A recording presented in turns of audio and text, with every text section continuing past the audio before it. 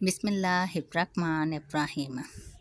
حضرت اسما رضی اللہ تعالیٰ عنہا بیان کرتی ہیں، رسول اللہ صلی اللہ علیہ وسلم نے فرمایا، خرچ کر لیکن شمار نہ کر، ورنہ اللہ تجھے بھی گن گن کر دے گا۔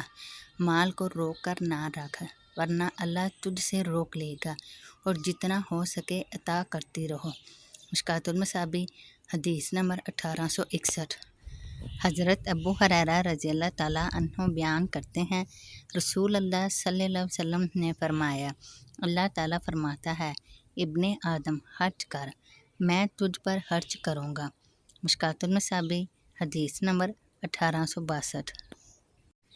حضرت ابو امامہ رضی اللہ تعالیٰ عنہ بیان کرتے ہیں، رسول اللہ صلی اللہ علیہ وسلم نے فرمایا، ابن آدم، اگر تو زائد از ضروریات خرچ کر دے تو وہ تیرے لیے بہتر ہے، اور اگر تو اسے روک رکھے تو وہ تیرے لیے برا ہے، لیکن ضرورت کے مطابق رکھ لینے پر تجھ پر کوئی ملامت نہیں، اور اپنے زیر کفالت افراد پر پہلے خرچ کر۔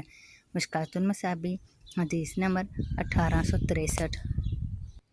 حضرت ابو ہریرہ رضی اللہ تعالیٰ عنہ بیان کرتے ہیں، رسول اللہ صلی اللہ علیہ وسلم نے فرمایا، بخیل اور صدقہ کرنے والے کی مثال ان دو آدمیوں کی سی مثال ہے، جن پر لوہے کی زرہیں ہیں، اور ان کے ہاتھ ان کے سینے اور ہنسلی تک بندھے ہوئے ہیں۔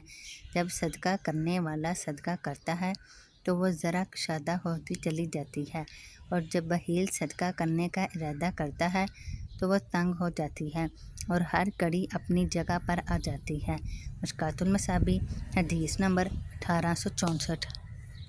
حضرت جابر رضی اللہ تعالیٰ عنہ بیان کرتے ہیں، رسول اللہ صلی اللہ علیہ وسلم نے فرمایا، ظلم سے بچو، کیونکہ ظلم روز قیامت اندھیروں کا باعث ہوگا، اور مزید کی حرص بخل سے بچو، کیونکہ اس نے تم سے پہلے لوگوں کو ہلاک کیا، اور باہم قتل و غارت کرنے اور محرم کو حلال کرنے پر انہیں آمادہ کیا۔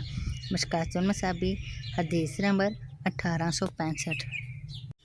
حضرت حارثہ بن وہب رضی اللہ تعالیٰ عنہ بیان کرتے ہیں، رسول اللہ صلی اللہ علیہ وسلم نے فرمایا، صدقہ کیا کرو، کیونکہ تم پر ایسا وقت بھی آئے گا کہ آدمی اپنا صدقہ لیے پھرے گا، لیکن وہ ایسا شخص نہیں پائے گا جو اسے قبول کر لے۔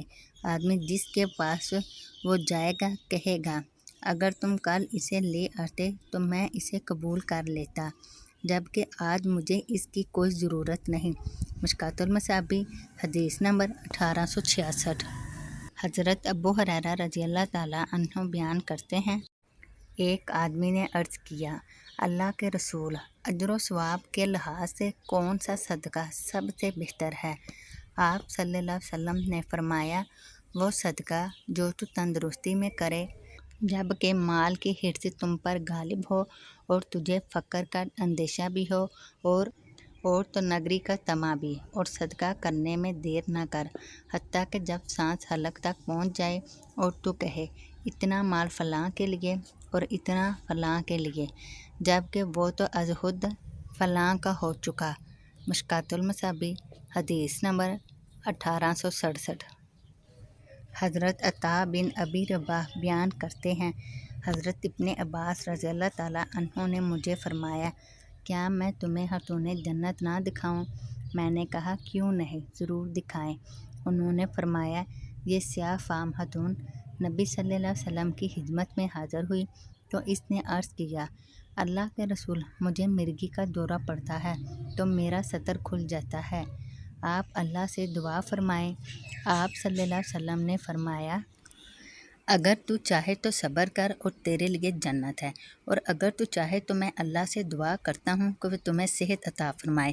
اس خاتون نے عرض کیا، میں صبر کروں گی۔ پھر اس نے عرض کیا، کیونکہ میرا ستر کھل جاتا ہے، لہٰذا آپ اللہ سے دعا فرمائیں کہ میرا ستر نہ کھلا کرے۔ آپ صلی اللہ علیہ وسلم نے اس کے لیے دعا فرمائی۔